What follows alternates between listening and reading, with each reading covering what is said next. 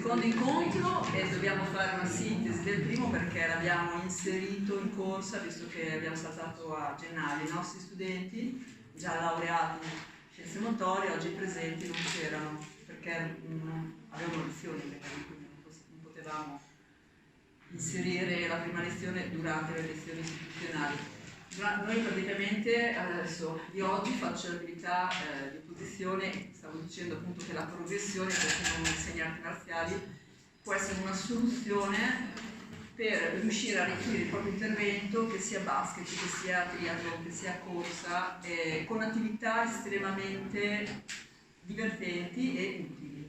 A livello educativo, su certi aspetti lo vedremo in una slide e oggi lo vedremo in pratica su tatami. Però facciamo un passo indietro, praticamente questa ferma, questa attività formativa si inserisce in un bellissimo progetto Sport for Life del Comune di Savona che è partito a settembre 2022 coinvolgendo tutta la comunità sportiva di Savona perché ha come scopo quello di formare operatori sportivi e anche assistenti sociali in grado di o riattrarre o attrarre nello sport chi proprio lo sport non lo prevede più nel proprio stile di vita, di giovani, poi parliamo di giovani e giovani con disagio, quindi noi facciamo sport, siamo appassionati, conosciamo di cosa stiamo parlando, il nostro problema è chi non c'è nello sport. Quindi la grande sfida che speriamo di vincere in questi 4 incontri, l'ultimo prevede l'analisi di progetti che noi nel prossimo incontro dobbiamo in qualche modo ideare e l'ultimo incontro si prevede di trovare delle soluzioni, come riportare o portare giovani, quindi età preadolescenza e adolescenza, quindi già un'età particolarissima, portarli o riportarli allo sport, perché riportarli qual è il problema? Lo sappiamo al di là della crisi Covid, adolescenza, che c'è un drop out, un drop off, c'è una perdita di giovani allievi dall'infanzia all'adolescenza. Cioè, questo è il problema dello sport. Chi fa sport fa un bellissimo lavoro educativo, poi quando è il momento di raccogliere i frutti vanno a fare dell'altro.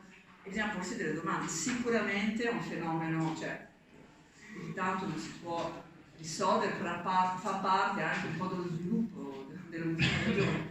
Però ecco lì ognuno di noi può comunque analizzare se ha dei punti deboli, se come educatore o allenatore o addestratore può fare qualcosa per migliorare la propria offerta sportiva. E poi quando parliamo di giovani in età evolutiva, personalmente, lo dico sempre agli studenti, parliamo di educatori.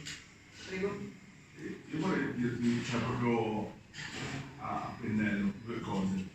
Allora, l'altro giorno mi sono divertito con i bambini, io alleno i bambini dai 4 fino agli 11 anni. Sport e basket. Basket. Mi sono divertito a metterli scalzi tutti quanti in palestra e a fare un po' quello che abbiamo fatto l'altro giorno.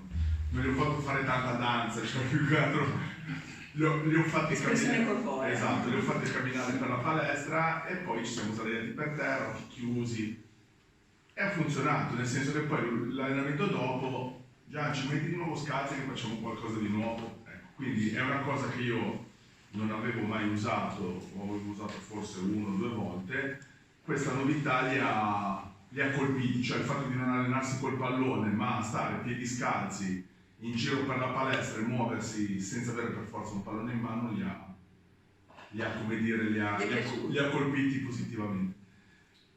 Io riguardo di quello che stavi dicendo te invece, allora, per un po' di anni ho allenato sia mini basket e poi allenavo fino all'Under 19 e mi sono reso conto dalla mia esperienza che se io allenavo i bambini mini basket e poi li portavo avanti, soprattutto nel periodo prima-seconda media, e facevo da ponte in quella fascia di età, poi nella terza media, prima superiore, difficilmente il ragazzo smette.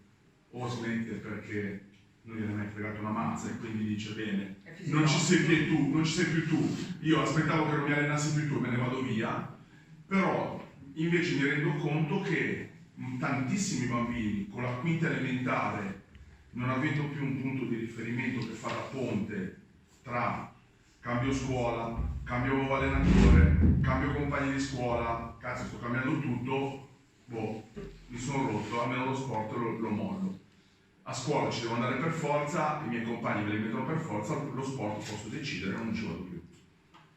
Secondo me se in quel periodo, in quei 2-3 anni, almeno 2, si mantiene la stessa figura di riferimento, a mio avviso per il bambino facciamo un po' da ponte, cioè comunque è un modo per dire va bene, dai, in questi anni che è cambiato tutto, almeno io... Tu hai già delle idee, insomma. Sì, io la fase ideativa, che è sicuramente un suggerimento, e bisogna vedere anche sicuramente in letteratura ci sono anche degli studi che cercano, come vedremo la prossima volta, di dare maggiori strumenti per cercare di contenere questa perdita fisiologica, perché come hai detto tu c'è chi proprio non vede l'ora di crescere e dire basta, no, perché non è quello che volevo fare, oppure mi piaceva prima, adesso sto crescendo, vorrei sperimentare altre cose. È una questione molto ampia, c'è letteratura, studi che ci aiutano a capire con tutte le indagini del caso come limitare questo fenomeno. E oggi, infatti volevo completare perché poi è la prossima volta che discuteremo, oggi c'è una parte un po' più frontale di introduzione a un'attività ancora formativa. Come l'altra volta loro non c'erano ma l'hanno fatto, chi ha fatto la triennale da noi c'è proprio una materia espressione corporea. Oggi vediamo le attività di opposizione che possono contribuire al miglioramento della propria offerta generale. Okay? Poi c'è tutto il discorso della prossima volta sport inclusivo, come limitare il drop-off, come attrarre giovani che non sono mai stati innamorati dello sport. Perché almeno se l'hanno fatto da bambini sanno anche forse di cosa stiamo parlando, ma purtroppo ci sono fenomeni non così tanto nuovi, perché ormai la tecnologia millennium ormai da tempo, da 20 anni abbiamo questa invasione e tanti sono stati proprio risucchiati da questo mondo virtuale e quindi neanche sanno di cosa stiamo parlando. Però lo vediamo la prossima volta. E tornando a questo discorso del progetto Erasmus, l'Erasmus sono progetti bellissimi perché vedono condiviso la ricerca di una soluzione altri paesi dell'Europa, e questo progetto è stato pensato per piccole comunità. Questo per me è un grande vantaggio perché la rete sportiva alla fine è più gestibile, per quello sicuramente ha vinto i fondi.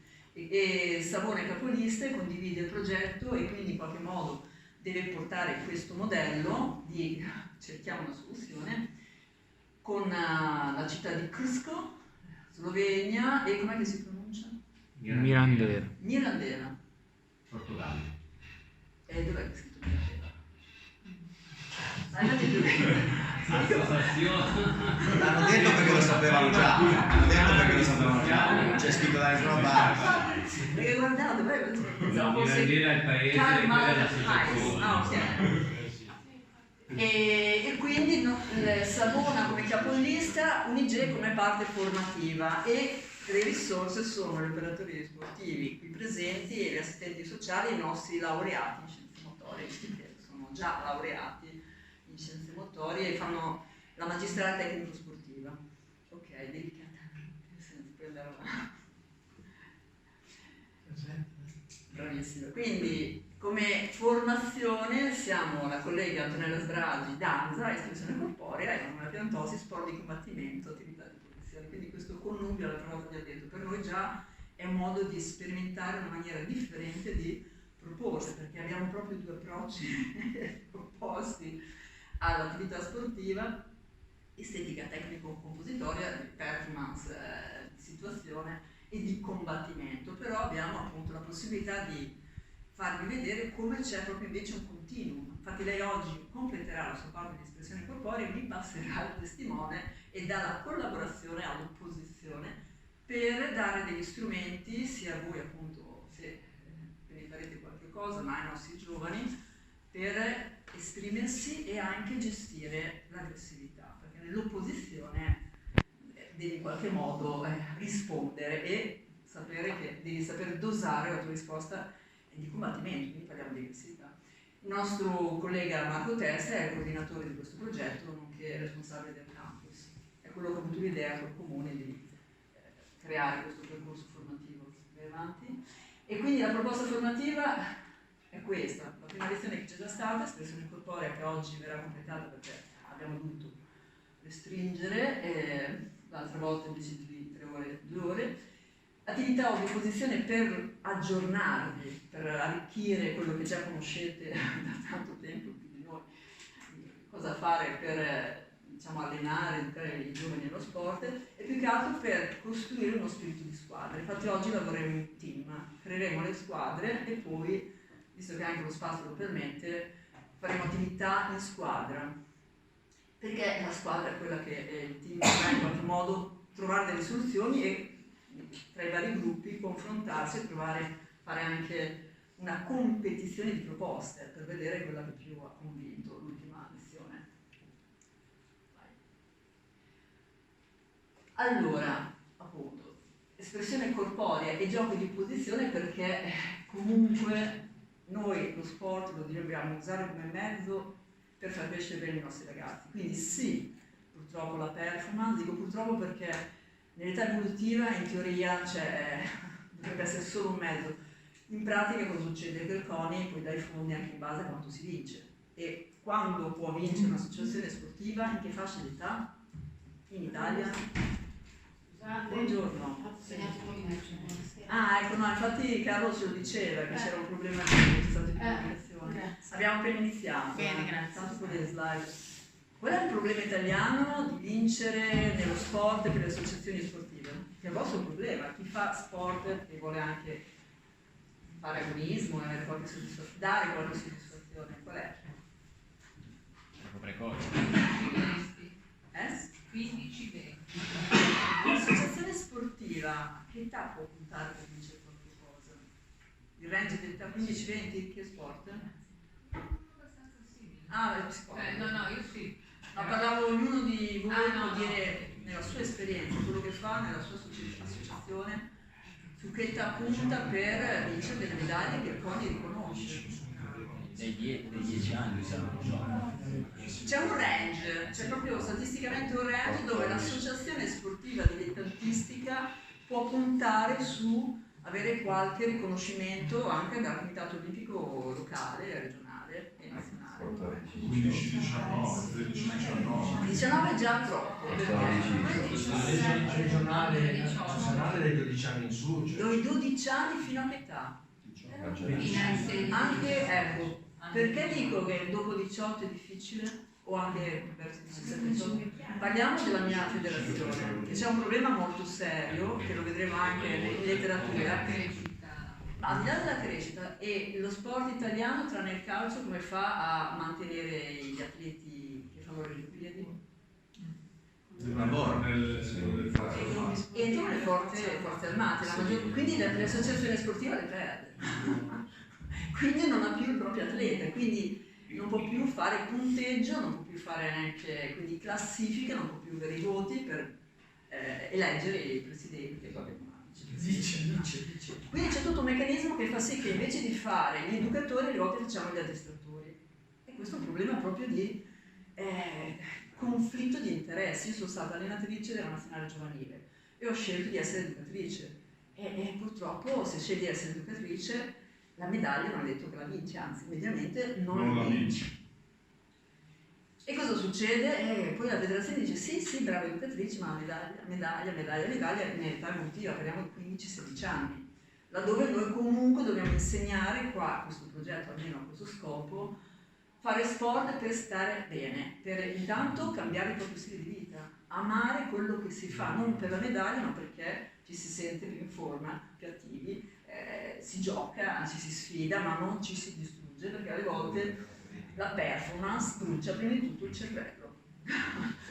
Detto in maniera poco scientifica, ma è un problema serio, perché abbiamo dei performer a 20 anni, anche bravi, ma praticamente che sono dei impiegati della prestazione, non hanno più passione rispetto a quello che fanno, perché sono stati ovviamente in qualche modo troppo logorati prima per semmai arrivare nelle squadre dei professionisti. Però quando prima dicevo della fisicità, della crescita, in alcuni sport si punta molto sulla fascia d'età dei bambini piccoli, più piccoli, e poi però il corpo cambia e non Ah, beh, sono sì, più beh, sì, veloci, certo. e non sono più armonici, e non sono più... Quindi si Guarda, perdono anche lì. Esatto. Lo dico perché ho lavorato 30 anni in un centro per adolescenti e gli abbandoni, lasciamo gli abbandoni scolastici, ci sarebbe da fare un capitolo a parte, perché ce ne sono molti che per fare sport poi lasciano la scuola, sport a livelli ovviamente alti. Però è anche vero che i ragazzi abbandonano lo sport nel momento in cui non si sentono più accettati per la performance che hanno, perché chiaramente il corpo cambia, non sono più gli stessi. Può Esatto. magari avvantaggiarsi un altro sport, per cui si passa da uno sport all'altro. La bellezza sarebbe quella che ci fosse un mediatore sportivo che prima di fare il ragazzo, il bambino, lasci lo sport, veda se c'è qualche altro sport che può essere, come dire, più indicato piuttosto che stare a casa, no? Mi viene in mente l'eccessiva crescita a partire da, non lo so, da uno sport per poi arrivare al basket o ad altre situazioni. Esatto, un momento di grande sconvolgimento, di grande trasformazione, quello della preadolescenza e adolescenza. Infatti c'è una slide proprio sull'accrescimento, laddove noi come operatori sportivi, educatori, dobbiamo sapere che addirittura il 25% dei nostri giovani possono soffrire della famosa goffaggine dell'adolescente e disinnamorarsi di quello che stanno facendo proprio perché non sono compresi, anzi sono anche in qualche modo puniti o minacciare è una parola troppo grossa, però in qualche modo non sostenuti in un momento di trasformazione perché non è capito neanche dall'allenatore e neanche loro possono saperlo perché stanno crescendo e gli avviene per la prima volta. E vai avanti, infatti. Oggi non vorrei passare più di un quarto d'ora, però giovani, il discorso della crescita, il problema nei problemi, appunto l'adolescenza e il discorso della tecnologia e il discorso della pandemia e lo sport in generale, le attività di posizione nello specifico. Vai? Allora, crescimento. Infatti, se da bambini fino ai 10-11 anni, 12, bambini e bambini praticamente hanno lo stesso processo di sviluppo, sia fisico, cognitivo, psicologico, sessuale, cioè la differenza è individuale, cioè la grande differenza tra un soggetto e un altro soggetto, non è maschio e femmina. La grande se c'è la differenza maschio e femmina dei bambini è culturale, è dove sono cresciuti, e quindi tutto il fenomeno è anche legato alla percezione del sé, al modello femminile, maschile, ma non c'è una differenza psicofisica, fisiologica, psicologica legata al genere. Invece, dal momento che c'è lo sviluppo della preadolescenza, dell'adolescenza, degli ormoni sessuali iniziano a far crescere i nostri giovani, allora lì si creano le differenze e noi come operatori lo dobbiamo sapere. Tanto dobbiamo sapere che c'è questo picco di crescita verticale e lo possiamo anche semplicemente misurare. Sapere proprio che c'è un momento al picco proprio perché c'è un'accelerazione esponenziale nella crescita della, diciamo, verticale dei segmenti corporei e non è mai lineare. Noi cresciamo, sapete bene, a pezzi. Per questo la grande difficoltà di alcuni giovani, perché hanno le gambe lunghe 2 metri, il busto così, le braccia ancora da bambini. Quindi crescono ancora. Quindi crescono ancora. Le gambe lunghe 2 metri, il busto ancora. Esatto, ognuno di noi poi ha la sua particolarità e lì interviene anche il bravo insegnante nel non creare gli stampini e buttare via chi non gli assomiglia. Infatti se uno entra nelle palestre e vede gli allievi dell'insegnante, vede che sono tutti simili, dice ahia, qua c'è un moderno stampo. Ci sono delle differenze anche sempre legate all'individuo, più che altro nella modalità di crescere, però c'è sempre questo proprio processo esponenziale di crescita verticale per cui stabilizzarsi e acquisire un po' di peso da ponderare. Le femmine rimangono più flessibili, aumentano la massa grassa perché gli estrogeni fanno crescere la massa grassa, dipende da quanto si allenano. Se si allenano normalmente, un po' più cicciottelle si diventa, e se si allenano tanto cosa succede? Bisogna stare attenti alla famosa triade dell'atleta donna. Chi di voi sa cos'è la triade dell'atleta donna? Gli allenatori che si allenano femmine devono sapere anche della propria atleta se ha il ciclo è regolare, se è tutto a posto, se come mangia, se ha abbastanza informazioni sulla giusta nutrizione, perché un problema di diciamo, conflitto col cibo poi si ripercuote anche sul benessere fisico e ci sono tantissimi casi di perdita del ciclo e per una ragazza a quell'età, Per gli sport in acqua soprattutto, almeno noi Per abbiamo avuto tutti come gli sport. caratteristica soprattutto. sì, dipende Anche perché qua c'è esatto, dipende da Savona, appunto parliamo di Savona, ma io che ho una esperienza anche un po' in giro per l'Italia, anche un po' per il mondo, ad esempio sport di combattimento hanno il peso, noi abbiamo il problema del peso, la ritmica, un discorso non legato al peso ma all'estetica, quindi Ginnastica, ci sono sport più esatto, che prestano un po' più il fianco per le atlete donne a questo problema di rapporto col cibo che poi è legato al rapporto con la propria fisicità, come si vedono. E bisogna informarsi. Se un atleta è maschio, e purtroppo ad esempio ai miei tempi c'era sempre l'allenatore, scusate, è maschio e allena un gruppo di atlete donne, deve informarsi. Se non è imbarazzato chiede a colleghi o colleghi che hanno queste competenze, perché non si può non sapere come va il ciclo, perché è il primo segnale che qualcosa non va bene, anche perché poi c'è l'osteoporosi e possono avere anche in futuro problemi per la maternità. Quindi è una fase d'età delicatissima, ma anche per i maschietti, è che per la donna il discorso del ciclo è molto più facile da intercettare e quindi è bene osservarlo, conoscerlo, osservarlo, sapere senza imbarazzi, perché stiamo parlando di cose importantissime. Puoi andare avanti?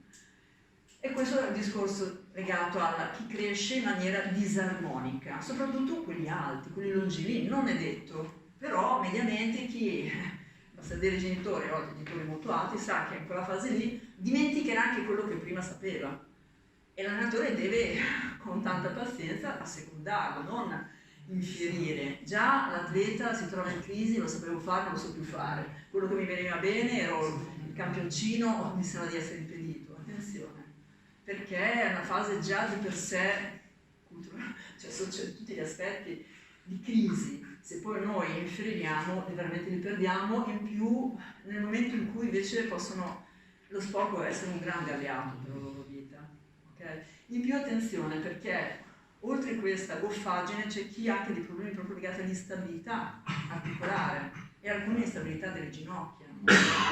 Certi sport, se si esagera con certe tipologie di allenamento, possono creare non solo l'abbandono, ma anche dei danni, degli infortuni, in una fase in cui purtroppo quell'infortunio poi te lo porti per tutta la vita. Non dico, ok, non vincerai più, ma il problema è che poi lo stile di vita attivo alle volte ci devi un po' rinunciare perché hai subito dei traumi in un'età invece dove lo sport poteva, più che lo sport, l'attività fisica fatta bene, aiutarti, invece semmai aumenta questa instabilità e se non compresa può portare a degli infortuni anche gravi. Scusate, se vado un po' veloce perché alle volte, cioè scusate, no, alle volte vorrei non abbiamo pensato, parlo troppo, invece vorrei fare appunto, volevo fare più parte pratica. Allora, parliamo del nostro giovane atleta, parliamo di quanta età possiamo considerare quando analizziamo lo sviluppo del nostro giovane allievo. E quindi ha fatto un sondaggio online. Il primo riguarda che sport fate, è anonimo. Devo attivarlo. Intanto bisogna, se non trovate nulla è perché devo ancora... Ah sì, allora intanto potete scrivere, poi vai, prova a vedere se... No,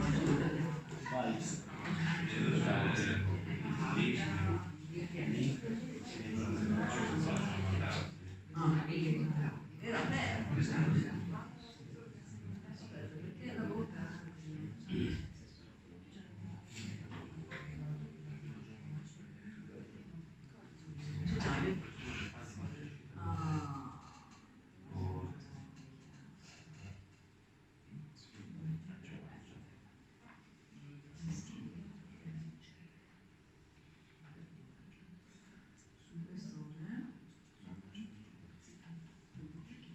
Sul cellulare c'è Ah, è il code.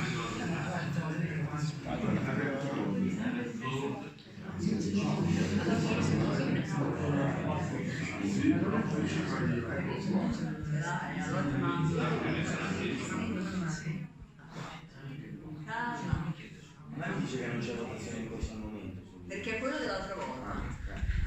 Adesso Antonella li mette anche sulla chat. Saranno altre 3 domande.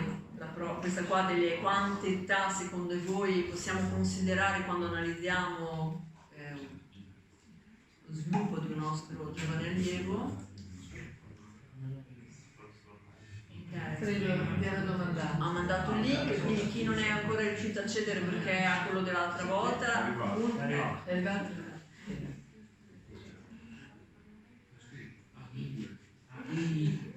così vedete anche voi. Benissimo. Allora, intanto descrivo meglio la prossima domanda. Noi quando analizziamo un allievo, visto che dobbiamo sempre programmare il nostro intervento in base al profilo del nostro allievo, anche se abbiamo 30 allievi, in teoria bisognerebbe ogni allievo analizzare le sue caratteristiche. Quando sono in età evolutiva possiamo partire da che età, ok? Ma quante sono le età che noi possiamo considerare? E questa è la domanda.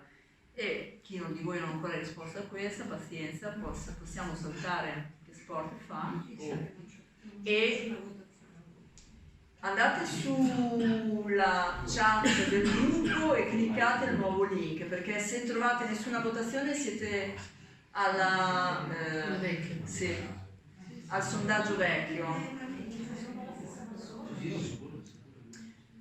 VClub è lo stesso mezzo, però abbiamo creato 2 sondaggi diversi, Sport for Life primo, Sport for Life secondo. Non ho capito, nel senso per la stessa persona quante età puoi valutare? Esatto, un allievo quante età può avere?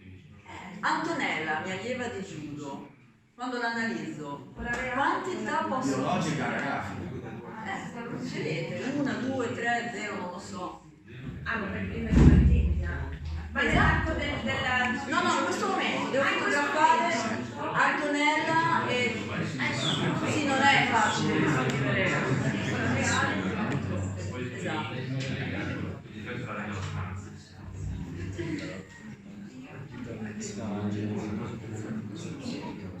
In questo momento io, ad esempio, ho Antonella da allenare, devo in età evolutiva, quanti anni hai Antonella? No, 15, 18, 15. Delicatissima fase, delicatissima, 15 anni. Mi arriva in palestra Antonella, 15 anni, di bene Antonella, adesso considero Antonella, devo comprendere in base alle sue età cosa fargli fare. E quindi faccio un questionario, visto che non l'ho cresciuta io, c'è il problema, mi è arrivato, la foto non mi è arrivata, ma prima di partire in quinta, lei fai qua, se la vedo, ah perfetto, super atleta, devo fargli qualche domanda, perché se la conosco finché, cioè che viene finché era bambina, da bambina posso partire in quinta, ma se non la conosco a 15 anni, 12 o 13, bene, fare un po' di intervista. Ok, ci siamo, i certi di voi hanno già risposto, quindi... E non so se ho fatto un sondaggio, quindi non ho messo l'età che non c'è un giusto e sbagliato, ma c'è, esci da qua e torna così, allora, vai col click, 6. Noi possiamo considerare 6 età. Allora, no, abbiamo Antonella 15 anni, ok? Allora possiamo intanto, età di Antonella 15 anni, età cronologica. Antonella quando sei nata, che mese? Il 19/11 del 2005. Quindi novembre. 2005. 2005, no, C'è 18 anni allora. Ho detto 2018, continua a dire che non qui. Novembre, età relativa. È nata l'ultimo quartile, gli ultimi 3 mesi dell'anno. Età scheletrica, e vabbè, dovrei avere l'evoluzione. Prendo, allora non ho l'evoluzione, la misuro e poi traccio in base, sapete che ci sono quei grafici, più o meno vedo cosa corrisponde alla sua crescita staturale, scheletrica. E poi c'è l'età di maturazione, vedo anche a livello come lei si relaziona con la squadra, con me, c'è una maturazione rispetto all'accrescimento quell'aspetto più complesso, psicosociale, biologico della sua età nell'insieme. E poi c'è l'età, che dobbiamo sapere, se ci arriva in palestra per la prima volta, di allenamento generale.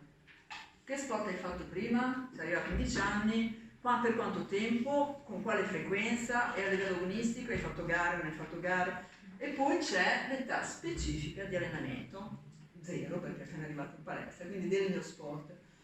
Quindi potete immaginare quante età possiamo considerare per avere un quadro più specifico legato alla sua condizione d'età, di maturità e biologica. Ecco, età scheletrica sarebbe l'età biologica ed è l'aspetto che noi mediamente più eclatante vediamo nelle nostre squadre giovanili. Cioè a parità di età cronologica abbiamo quell'età e una diversità incredibile, perché c'è chi è maturato prima, a livello biologico è precoce, e c'è chi invece è indietro e quindi a livello biologico è tardivo, c'è quello medio. E siccome chi matura prima a livello biologico può avere anche 2 anni in più rispetto alla media, chi è tardivo 2 anni in meno, noi nello stesso gruppo, nella stessa squadra abbiamo soggetti con anche 4 anni. Attenzione, questo è un problema enorme nello sport. Perché? Facciamo in modo diverso, di allenare in modo diverso. Non si approcciano in una maniera adeguata, cosa succede? E quelli con lo sviluppo tardivo smettono. In nazionale giovanile ci vanno a vincere questi, capito? E poi quelli vengono selezionati dai gruppi militari. Quindi spesso tu hai la nazionale ventenne che non è dei migliori, semmai, di quello sport, di quelli selezionati all'età in cui erano un po' più avanti, facevano le gare europee, mondiali, giochi olimpici giovanili. Ormai hanno un calendario gare che io 30 anni fa facevo sport, l'avevo io, ma... È già una risposta parziale sull'abbandono. Esatto. Noi dobbiamo, al di là di parlare dei giovani disagiati, sapere che alcuni di loro lo diventano perché vengono trascurati. È un discorso che stavo facendo con Nora prima. Nel nostro sport c'è un altissimo Nel abbandono. vostro sport? Nel calcio, scusa. E c'è un altissimo abbandono in età adolescenziale. Perché in più, oltre ai problemi che ci sono legati al fatto che siano meno bravi, quindi meno performanti rispetto agli altri, quelli che comunque smettono solitamente sono quelli meno performanti. E c'è la difficoltà in questo momento a trovare anche squadre in cui giocare, perché non c'è una regola che secondo me è sbagliata. Moltissime realtà che nel territorio intorno a noi esistevano fino a qualche anno fa tendono a scomparire perché ce ne sono alcune che stanno cannibalizzando le altre. E quindi se il bambino meno bravo, il ragazzino meno bravo non trova un ambiente in cui lui si sente protagonista e quindi non riesce ad essere comunque a maturare la sua esperienza, perché la sua esperienza è quella di potersi relazionare bene ed essere a suo agio in un ambiente in cui lui si riconosce come un leader, no? Anche in quello che fa. Se viene messo da parte, comunque viene a volte anche preso in giro per il modo in cui lui gioca, perché non è all'altezza di quel gruppo, smette di giocare. Se ci fossero tante realtà anche meno competitive, lui potrebbe continuare a fare quello che fa, ma se non diamo ad un numero limite, perché se si gioca 11 più di 22 non si può essere, se io ne permetto di tesserare 40, 20 finiscono là dietro e non giocano più. Questo secondo me è un danno sia a livello sociale e sia a livello anche di qualità del prodotto che diamo, perché molti di questi ragazzi secondo me potrebbero non perdere la loro attività se ci fossero tante realtà in giro sulle quali potersi proporre. Ma non potrebbe essere una scelta della società, cioè di decidere di fare un'attività meno agonistica, meno da dire non voglio fare campionati d'eccellenza, non voglio fare campionati, ma voglio fare campionati provinciali e mantenere il numero degli iscritti. Assolutamente sì, però il problema è che quando tu vai a fare un'attività nell'età adolescenziale c'è un'attività agonistica dove ti devi già relazionare in un certo modo anche nell'approccio all'attività stessa, quindi c'è già una competitività più elevata e viene naturale che tu comunque devi cercare di formare un gruppo che deve avere un determinato tipo di risultati, perché in campo fino a una certa età è normale che giochino tutti, da una certa età in poi sì, bisogna badare anche a quello e noi abbiamo cercato di fare le doppie squadre proprio per fare quella che gioca nell'interprovinciale dove c'è più socialità, più amicizie eccetera, c'è quella che gioca magari nella qualificazione regionale che fa un altro tipo di sport, ma non tutte le società riescono ad avere questi numeri e quindi dove non riesci ad avere questi numeri, i 4 o 5 che vengono esclusi dalla prima squadra rischiano di non trovare più riscontro e quindi di smettere. Cioè creare una rete che possa dare... È necessario creare una regola, nel nostro caso la federazione e la FIGC, se si gioca a 7 dovete essere in 14, se si gioca a 11 dovete essere 22. Stop! Se ne vuoi 23 non li puoi tesserare, devi mandarli da un'altra parte. Ecco qua che nasce una rete dove ci sono società che magari inizialmente faranno sociale, prenderanno magari tutti i ragazzini che non riescono a fare sport in quella categoria, però comunque poi si crea. A Savona non c'è più le Fornaci, non c'è più la Vagnola 78, non c'è più la Villetta, non c'è più un mare di informazioni. Questo, cioè, diciamo, Daniela, io mi occupo di pallavolo, un discorso che condivido, però secondo me bisognerebbe aprirlo un pochino di più, nel senso che a volte ci si incaponisce anche molto di voler mandare i figli a fare determinati sport, mentre con l'evoluzione si percepisce che magari non sono molto bravi con i piedi, ma come conformazione fisica sono meglio a basket piuttosto che a pallavolo perché hanno delle caratteristiche proprio fisiche più adeguate per un'altra tipologia di sport. Secondo me dovrebbe partire anche da noi che lavoriamo nel settore, incominciare forse ad allargare un pochino il campo, anche facendo frequentare sport tra virgolette quelli più poveri o comunque diciamo quelli che sono meno normalmente frequentati, perché a volte ci sono proprio delle caratteristiche fisiche, cioè se io ho una mano di un certo impatto magari la palla la posso schiacciare, se ho una mano piccola magari no, ecco, è molto banale la mia osservazione, però secondo me bisognerebbe andare forse anche un po' oltre. Ecco. Siete stati nelle scuole ultimamente? Ci siete andati? No, io sono andato nelle scuole medie, per conto della FIGC sono andato a fare attività motoria nelle scuole medie. Sapete qual è la percentuale di calcio e sport nelle medie? Qual è la percentuale di? La percentuale di praticanti di calcio nelle scuole medie. Io sono andato su 25 alunni, 3 fanno calcio in media. Ok?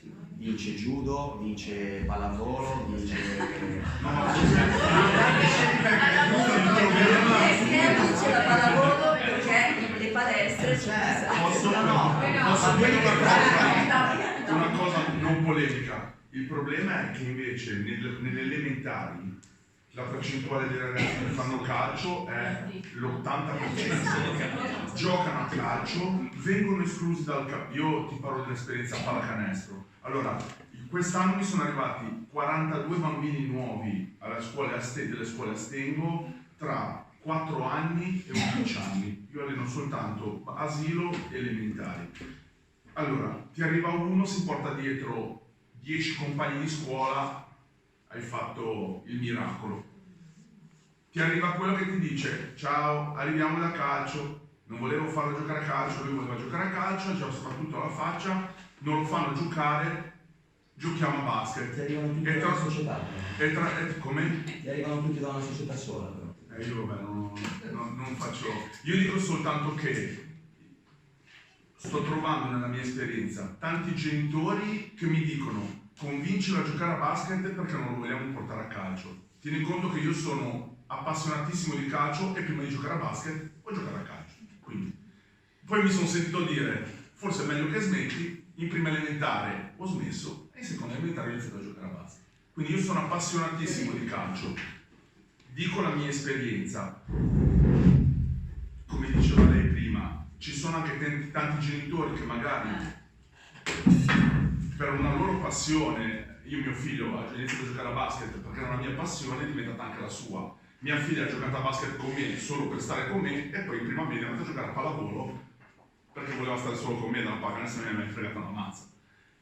Il discorso è che alle elementari tanti bambini vanno a giocare a pallone perché è lo sport da maschietti, è lo sport più diffuso, è lo sport con gli amici, poi quelli bravini vanno, perché poi fondamentalmente i numeri, come diceva lui, sono tanti, le squadre sono poche, cioè non è che puoi farne giocare 25 se la partita è da 7, o hai la possibilità di fare 4 squadre o se no è innegabile che allora, rimane fuori. Per le proposte rimandiamo sempre alla prossima lezione perché lì qui dobbiamo pensare ai giovani, non diciamo agli atleti, ai giovani.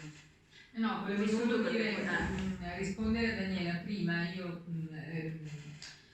così accennavo al fatto che sarebbe veramente necessaria questa figura del mediatore sportivo che va a, virgolette, monitorare le varie squadre prima che ci sia un abbandono o durante l'abbandono di quello sport da parte del bambino abbia già la possibilità di cercare un altro sport dove inserirlo. Sarebbe una cosa veramente eccezionale perché i bambini non uscirebbero dal circuito sportivo. Non va bene a calcio. No, allora, fermiamo qua perché sennò veramente, visto che lo sport è un po' malato, in più abbiamo giovani che hanno dei problemi, perché è proprio prevista la prossima volta, cioè noi faremo, semmai lo facciamo direttamente in palestra, così siamo già nel luogo dove dobbiamo pensare in gruppi a delle proposte, perché poi dovremo confrontarci.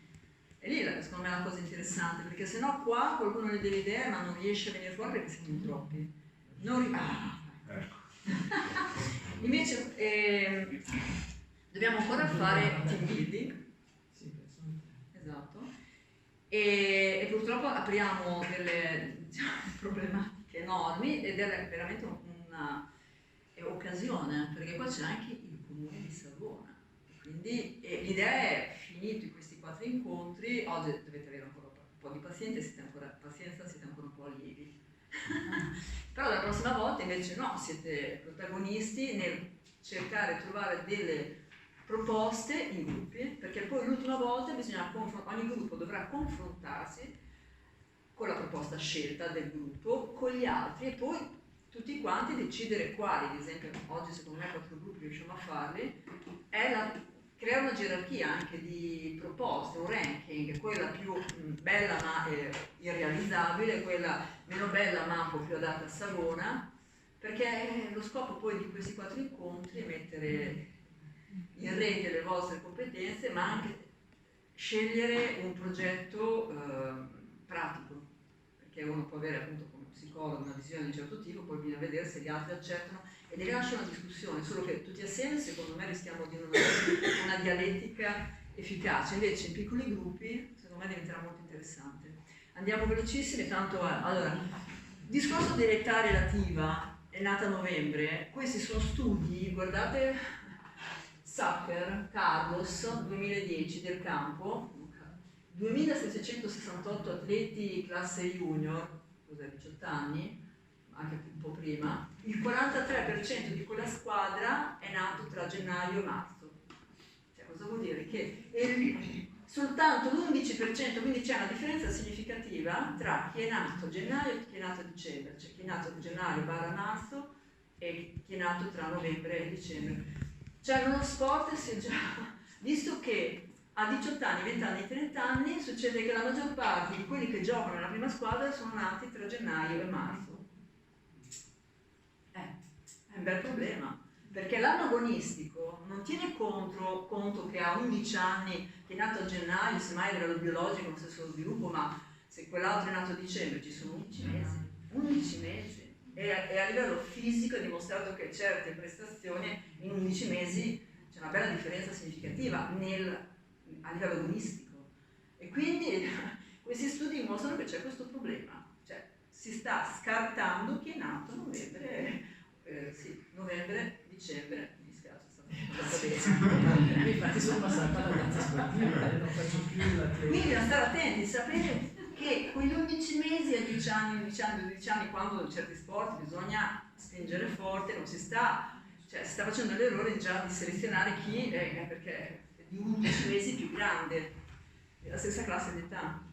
Ogni sport non è completo, quindi abbiamo l'obbligo di un intervento multidisciplinare, quindi tutte le componenti che noi dobbiamo allenare, alfabetizzando bene il nostro atleta, nessuno sport è completo, quindi noi abbiamo l'obbligo di arricchire il nostro intervento, perché veloce, se no, vabbè, questo modello che non è demagogia, il mondo inglese l'ha accettato, uno dice ma è inutile, se io non specializzo qua, cioè non insegna a vincere, a picchiare, parliamo di judo, a picchiare il prossimo bene, è difficile che poi me lo selezioni nei gruppi militari, cioè qua deve essere già un piccolo campioncino che lo porto ovunque e mena tutti, così prende la medaglia, è motivato, la famiglia spende, lo porta ovunque, arriva a 15 anni, ce la fa ancora, picchia ancora tutti, quindi lo seleziona nei gruppi militari, ma sono tutti in pensione, va a fare le sue garette, tipo mummia, perché è già psicologicamente distrutto. Quindi quel discorso di allenare, cioè educarlo ad allenarsi è importante.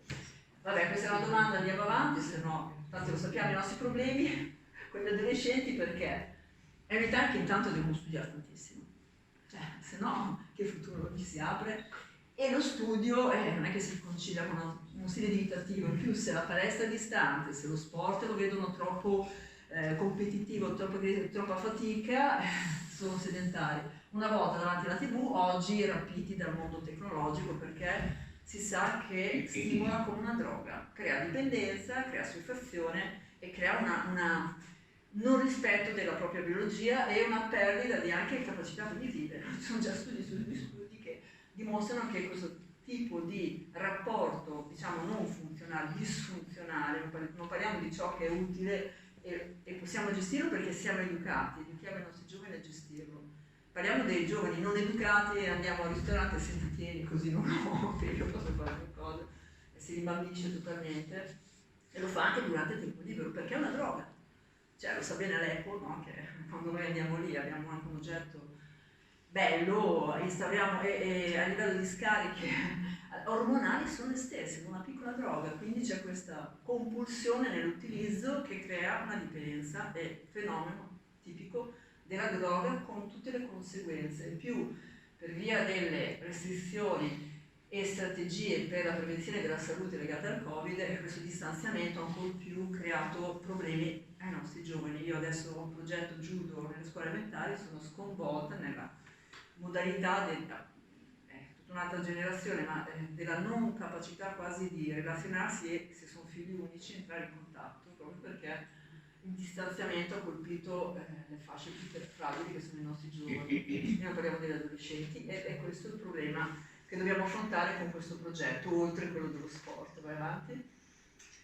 Sport appunto che lo sappiamo, questa è una slide giusto, retorica per voi, perché possiamo agire appunto sulla persona dandogli come associazione sportiva un contenitore che deve essere sano, perché mi permette intanto di, sul piano benessere psicofisico personale, migliorare questo stato di salute e forme, relazioni sociali che devono essere sane, perché se l'ambiente è sano tutto il resto è di conseguenza, attività significative che possono veramente a questi giovani che non conoscono lo sport o se ne sono allontanati comprendere l'impatto che a quell'età può avere fare esperienze anche agonistiche. Io quando allenavo i giovani, i cadetti, per me era importante non massacrarli per vincere la gara, ma farli fare tra di loro, lontano da casa, per la prima volta semmai lontano dalla propria famiglia, un'esperienza assieme, legata sia a una sfida, ma più che altro la bellezza di avere una sfida, poterla condividere comunque vada. Quindi esperienze importanti che gli cambiano la vita a quell'età, perché poi si innamorano, cioè sono bellissime a quell'età, nel bene e nel male. E grazie al fatto che le associazioni sportive sono dei luoghi presenti, danno un'offerta continuativa, sono la possibilità di uscire di casa, andare lontano da casa, anche perché hanno bisogno di crescere, di tagliare il cordone umbilicale. Per quello l'allenatore deve anche non sostituirsi troppo al genitore, perché sennò come fa il distacco, come fa a crescere? E proprio perché l'associazione deve essere prima di tutto, e se siete qua, perché ci credete, un ambiente sano, educativo, proprio perché deve essere un luogo che proprio permette tutto ciò. E niente, la prossima volta vedremo anche linee guida date proprio dalle evidenze che possono migliorare l'atteggiamento inclusivo dell'allenatore, come comportarsi in allenamento, come comportarsi in gara e cosa evitare. Avanti. Cosa faremo? Giochi di opposizione e progressione oggi, molto divertenti, molto utili perché allenano al contatto ma in opposizione. Ci sono sport, è stato chiesto anche per il basket, fa un atleta, sì, quando c'è il blocco si schiva, perché ti dà fastidio il contatto. Chi si è giudo mediamente no, proprio perché non hai problemi del contatto ma di combattimento.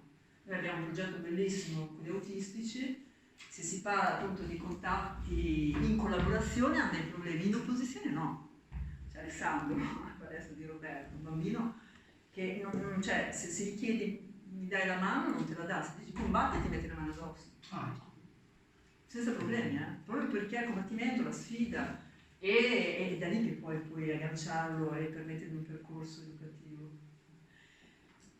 e l'impatto appunto di questa attività, come tutti gli sport, ma in questa maniera specifica, perché nel momento che si va, parliamo di sport di combattimento di presa, ad afferrare, spingere, tirare, sollevare, permette un'attività fisica elevata, con intervallata, quindi benefici dal punto di vista di forza, agilità, coordinazione e metabolismo, perché li soddisfa di tutti. A livello cognitivo devi sport di situazione, quindi processi di anticipazione, scelta, eccetera. A livello psicologico agisci comunque sull'autostima, dal momento che comunque ti metti in sfida, capisci che puoi avere anche il coraggio di combattere, è bellissimo, sono bambini che all'inizio sono timoriti, hanno paura, poi vedono che gli piace, perdono, vincono, comunque vada, si divertono e prendono veramente coraggio e la loro autostima migliora incredibilmente e la cosa più importante, imparano a conoscere e a controllare la propria aggressività. Prima partono dalla propria e poi quella degli altri. Nel momento che combatto io devo tirare fuori l'aggressività, ma devo sapere anche gestire. Dal momento che io metto le mani addosso a qualcuno, se non voglio volare al primo secondo, in qualche modo devo rispondere. È lì che scopro intanto quanta ne ho e come posso gestirla e poi posso anche capire quella dell'altro.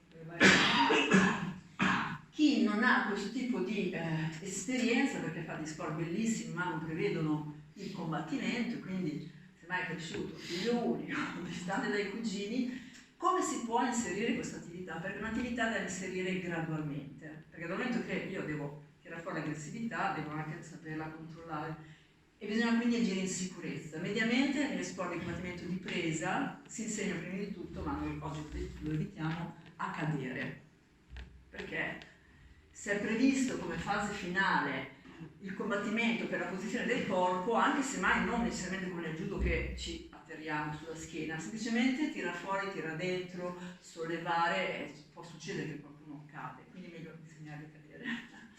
Per oggi non abbiamo il tempo, ma la progressione parte prima di tutto dalla, quello che farà poi Antonella, accettare il contatto. Cioè non possiamo partire, ok, bene, adesso facciamo attività di combattimento, tu spingili fuori, cerco in mezzo, bisogna spingersi fuori. Non è detto che anche semplicemente mettere le mani possa andare a buon fine, bisogna anche insegnargli come toccare, cioè proprio accettare anche il fatto di toccarsi.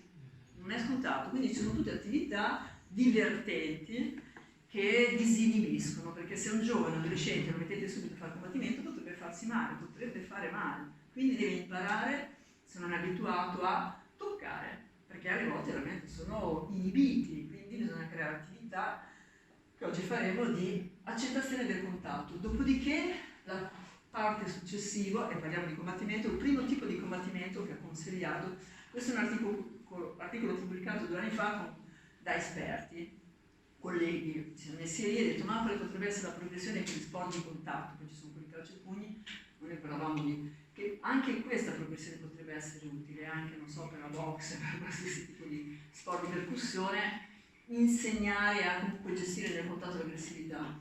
La modalità meno di impatto, perché non è abituato, è a competere per un oggetto, quindi immediato, non toccando il corpo, ma combattimento per un qualcosa.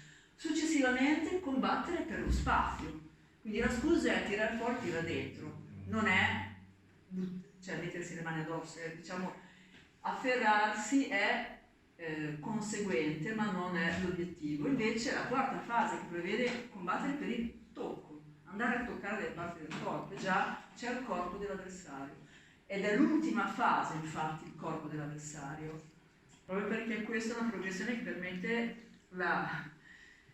passare dal semplice al complesso, la gestione dell'aggressività. Ok? Bene, ultima domanda, vai avanti, ecco, vediamo se avete memorizzato, diciamo una proposta, nessuno mai dice questa è la verità, perché in ambito scientifico bisogna provare tutto, invece questo è il frutto che devi lasciare lì. Qual è? In base a quello che ho detto, se ve la ricordate. Sì, ma seleziona.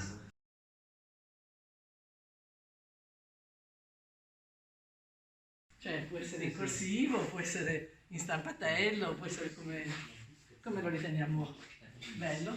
Dai, 2 minuti, io cerco la musica. Non ci vuole molto, via.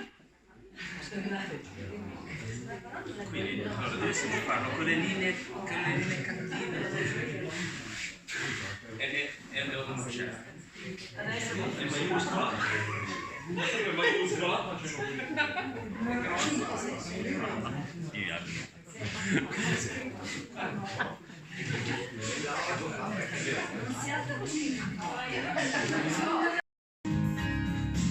Vai. Vai. Vai. Vai. Go. Vai.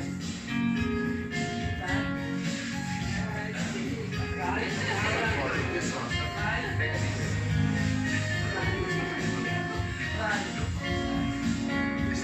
E ora possiamo provare. Ora ci mettiamo a coppie e seguiamo il movimento del compagno. Seguiamo il movimento del compagno. Adesso tocca a me. Guarda, vado così. E come no? Questo lo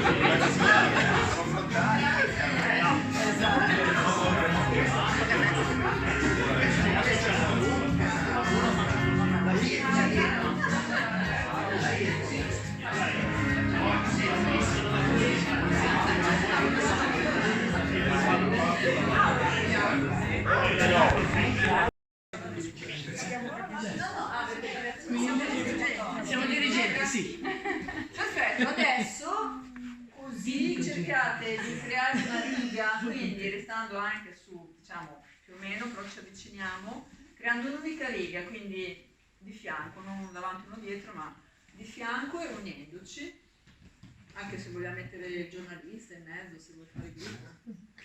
Ok, adesso ci numeriamo per 4. 1, 2, 3, 4. 1, 2, 3, 4, 1, 2, 3, 4, 1. 2, 3, 4. Ma è meglio che voi due rimanete assieme, no? Faccio sono. No, cos'era? 2? No, c'era 4, giusto? Era 2? Io ero 2. È 2, quindi voi siete... Benissimo, abbiamo i gruppi, perché è una cosa importante quando si lavora io in faccio vedere gruppo. Una cosa importante quando si lavora in gruppo non si conosce la propria squadra, quindi non si può creare come fa il bravo allenatore, e questo è il metodo. Che metodo ho usato io? Per creare nei gruppi... Casualità. No, assolutamente no, ho usato il metodo. sapeva che essendo tutti attaccati dalla stessa associazione e numerandoli in questa maniera per forza di vista Non sono messo operatori sportivi maschi, femmine divisi. 1, 2, 3, 4 per forza, e poi viene 20 la gente. Allora, provate un po', do la pallina agli altri, così fanno la stessa cosa. Francesca.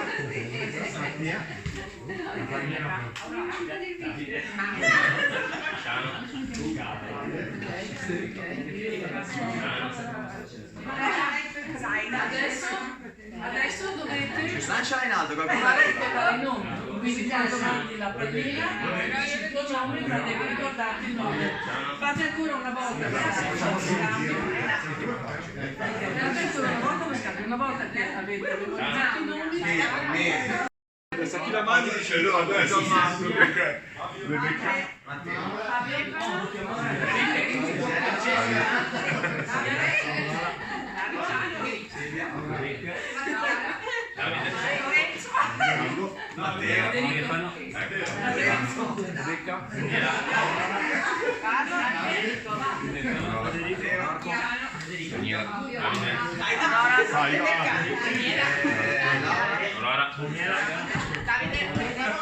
permette di entrare in contatto con l'altro.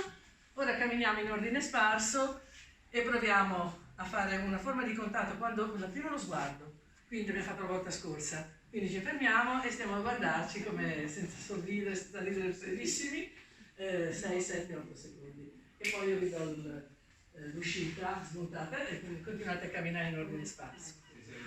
Poi una forma di contatto, quello che volete, ad esempio questa, va bene, e un'altra forma di contatto può essere questa, e un'altra può essere con la testa, è quello che volete, però io vi do, ogni volta dovete farlo diverso, quindi una forma di contatto.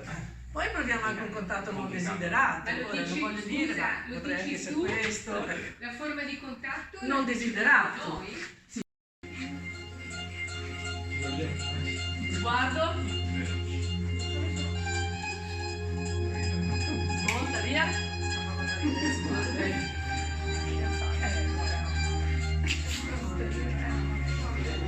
Sguardo. Ok, via.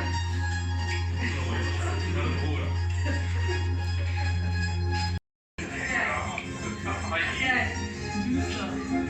Cambio. Il contatto non desiderato. Cambio.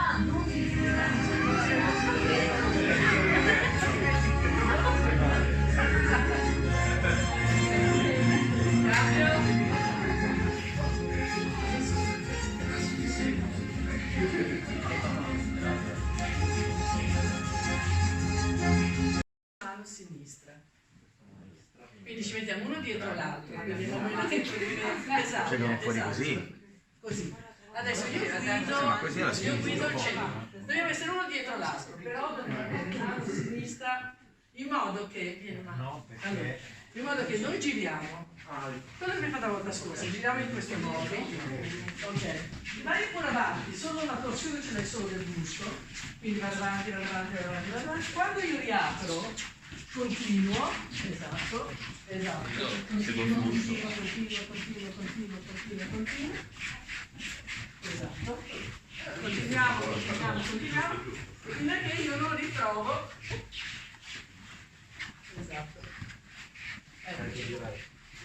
Ed ecco che allora facciamo così. Lo facciamo un po'.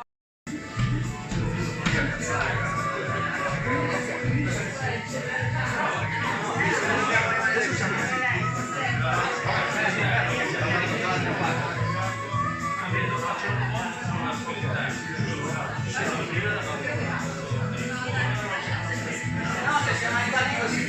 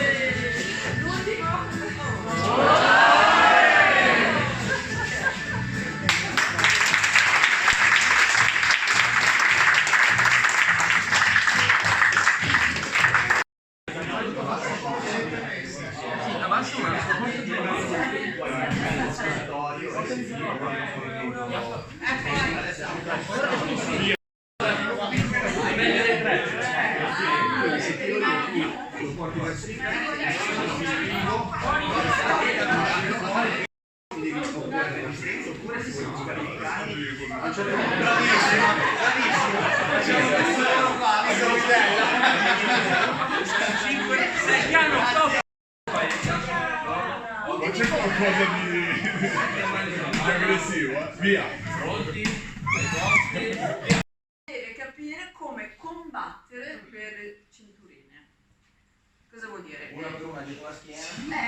Da solo devi decidere con i tuoi compagni. Io do per ogni gruppo, non so quanti ne ho, 2, 4, 6, 10, 12, niente, quindi è soltanto 2 per uno.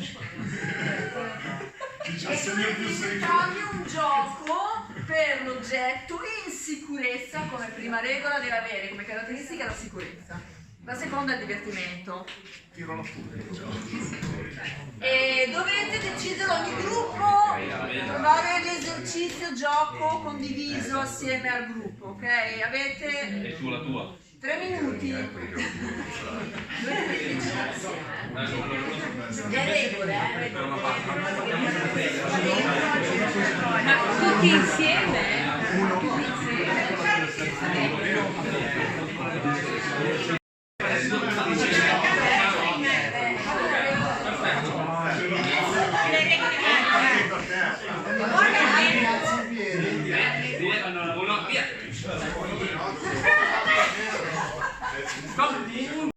Questi si vuole creare tutti i bini, il gruppo si può dare un nome. Allora, prendiamo lo spazio di tutti questi tre tatami, quindi lo teniamo comunque contenuto per evitare le corse. Facciamo la base del flag football, quindi qualcosa che esce fuori da tutto quello che facciamo noi. Ognuno, in questo caso prendiamo i due atleti, così lo proviamo. Lato destro, cordino, lato destro, cordino. Il primo che riesce a rubarlo all'altro proteggendo il suo, senza uscire dallo spazio delineato. Allora, domanda sulla protezione, che tipo di protezione possono utilizzare? Protezione, possono solo deviare con la mano che ovviamente hanno... Quindi parare, senza possono dare parare, colpi, pugni, senza colpire, senza afferrare. senza Quindi proiettare. parare, non colpire, non afferrare. Esatto. Il lavoro è i movimenti di bacino e avere lo spostamento per arrivare a parte dove era aggredire, un po' come nel judo che pronti? 3, 2, 1, via! 10, 9, 8,